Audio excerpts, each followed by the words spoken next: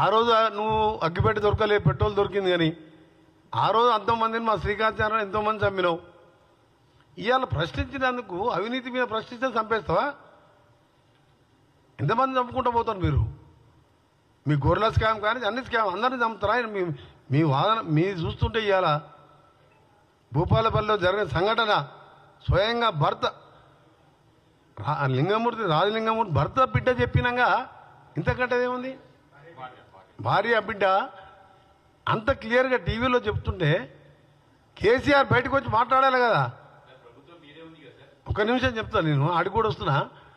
ఆయన ఒక నెల కింద కేసీఆర్ కొడితే మామూలుగా ఉండదని అన్నాడు. నెల రోజుల కింద నేను ఆ రోజే చెప్పిన, కొట్టడం అంటే ఏందో నువ్వు నాకు అర్థమైంది అని చెప్పి ఆ రోజు కూడా నేను ప్రెస్ మీడియం చెప్పిన. నువ్వు కొట్టాలంటే నీకంటే డబల్ ఉన్నాం మేము, కానీ మాకు అలాంటి అవసరం లేదు, మేము చెప్పిన పనులు చేసుకుంటూ పోతామని చెప్పిన. నిన్న వచ్చి కాంగ్రెస్ పార్టీ గ్రాఫ్ తగ్గిందంట. అసలు 15 నెలల ఓనుకన్నా కనబడ్డావా? మరిన్ని ట్రెండింగ్ వీడియోల కోసం న్యూస్ 18 తెలుగు యూట్యూబ్ ఛానల్ను సబ్స్క్రైబ్ చేసుకోండి.